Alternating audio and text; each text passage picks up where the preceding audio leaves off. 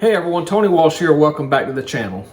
You can see this, adventure has taken us to our kitchen. So we hadn't even left the house for today's video. So that obviously means today is going to be a cooking video, which I do from time to time. And I have a playlist for cooking videos, so you can go look at the playlist. And we're going to add more this year just because I like to eat. So anyways, today's video was an idea that come to us from our son John. He was telling us he saw this recipe on Facebook, and it is a 2-ingredient ice cream cake. So that's what today's video is about, is cooking an ice cream cake. I'd never heard of it, never saw one, obviously never tasted one. But as I said a moment ago, I like to eat. I like to eat a lot. I know you can't see here, but I do like to eat a lot. So I love ice cream. So I thought, why the heck not? Why not try an ice cream cake?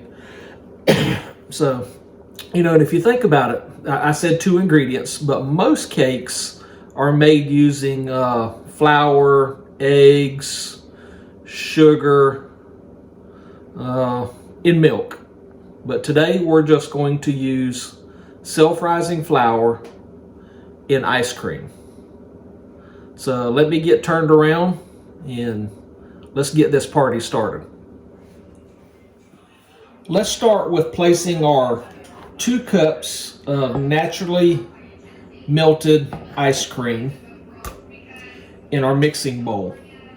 And I said naturally melted because you don't want to microwave it. Because if you microwave it, that could change some of the inner qualities of the ice cream, because it's really going to start cooking it. So just let it naturally melt, and you can see it's not totally melted, into the cream. There's a lump of ice cream there, but it's soft. Let me put this in the sink before I make a mess.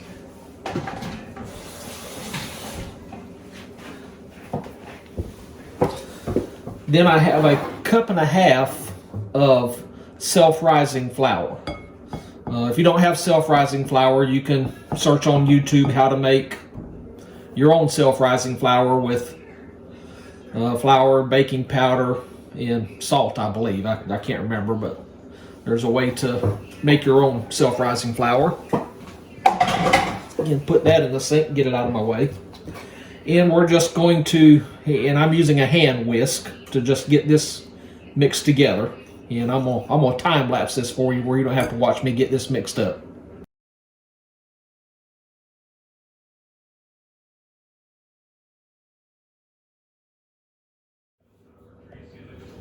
Okay, I've got it mixed up, and it's not as creamy as you think it would be. Matter of fact, you can see it even fills the whisk up. So I need to clean that out. But this is the time, and remember, this is just 2 ingredients. Ice cream and self-rising flour, that's it. 2 ingredients. But this is the time, if you wanted to add something to it, you can.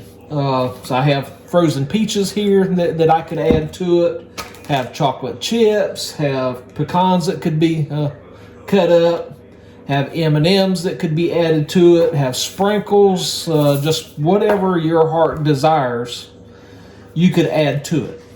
Heck, you could even use a different kind of ice cream if you wanted chocolate, or Neapolitan, or, anything else. So you can use any kind of ice cream. I'm just being generic today. So this is where you would add any of these other flavorings, but then again, it turns it from a 2-ingredient ice cream cake to a multi-ingredient, depending what you wanted to use. So let me set this to the side. Let me get the pan, and I'll bring you right back. Okay, so here is our loaf pan, and it's actually not a pan, it's a loaf dish because it's glass and it is oven safe, it is microwave safe, it's just not stove top or broiler safe, but good to go in the oven. You see here I got Baker's Joy that I'm going to spray the loaf dish with, and got Baker's Joy because it's actually got some flour in it as well, so that just helps with the sticking. So let me get that sprayed in.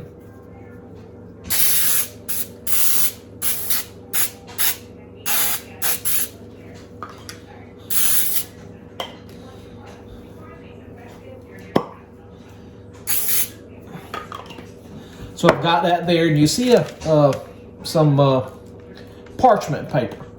So even, I mean, you could actually put the batter in here just like it is, but I'm using parchment paper just for the simple fact when the ice cream cake gets done, I can take the parchment paper and just pull the loaf out and not try to have to turn it upside down and break it or whatever. So it's just a trick to help get it out. So let me clean the whisk out, get a spoon, pour it in here, and then I'll bring you right back. Okay, so we have it spread out in the loaf pan. The oven is preheated at 350 degrees. We're going to have it on the middle rack. Set our timer for, remember what I said, 30 to 40 minutes. Our oven cooks a little bit fast, so we're just going to set it at 30 and see how it does there.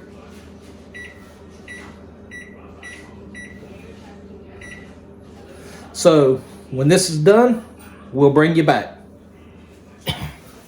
Okay, so we got it out of the oven, and it was done baking at 30 minutes, but it wasn't brown on the top, so I left it in there for another 7 minutes. And remember, originally I said 30 to 40, depending on your oven. So at 30, it was done baking. You know, we done the cake tester, and it come out. It was done, but it wasn't brown at all. It looked just like the batter.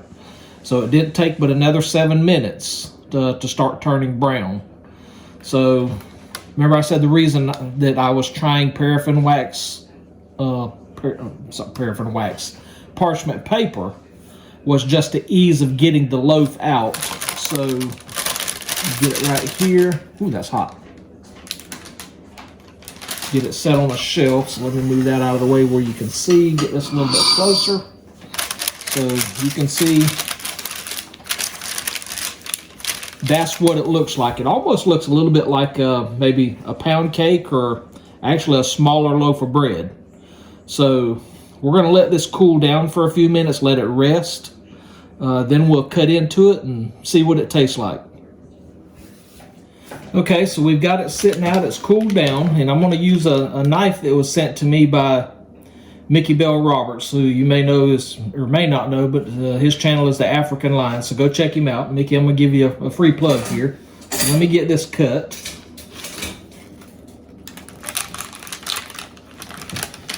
And even though it's called ice cream cake, like I said, it's almost like a pound cake, you know, is what it looks like. So let me get the camera turned up here.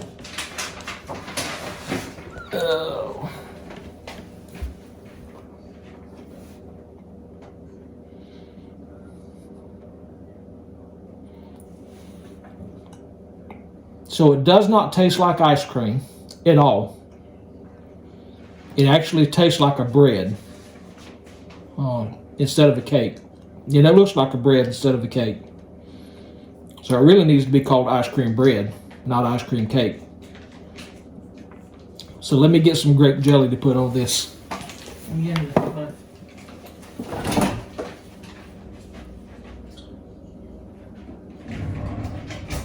If I can find some grape jelly. It's in that little jar. Where? The little jar. Apple jelly. Yeah, it was easier to find the apple jelly than it was the grape jelly. Again, this is apple jelly that we made from apples that we picked in North Georgia. So I'll put a video up there, or a link up there about that.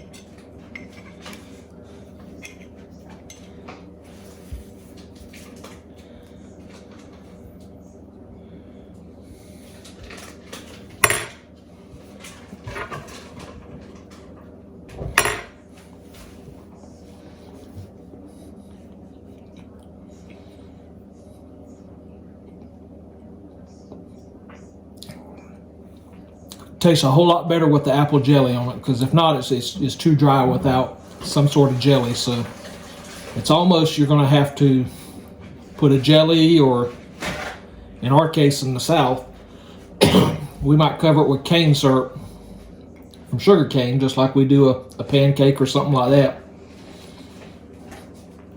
So it's not something I don't know if I'd ever make again, but I would like to try it with the peaches or pecans or M&Ms or something like that. But it's definitely got to have something else added to it.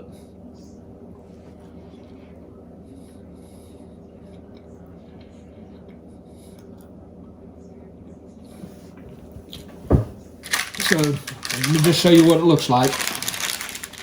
Again, that's what it looks like on the top. You can see what it looks like in the middle, how it cooked out. So this would be interesting to where you'd see the M&Ms, sprinkles, whatever you wanted to add to it. But then even the bottom, a nice toasty brown. So really, to me, it's just like a pound cake. So I hope you enjoyed this. Don't forget our playlist for other cooking videos. And until we see you again, y'all take care and God bless.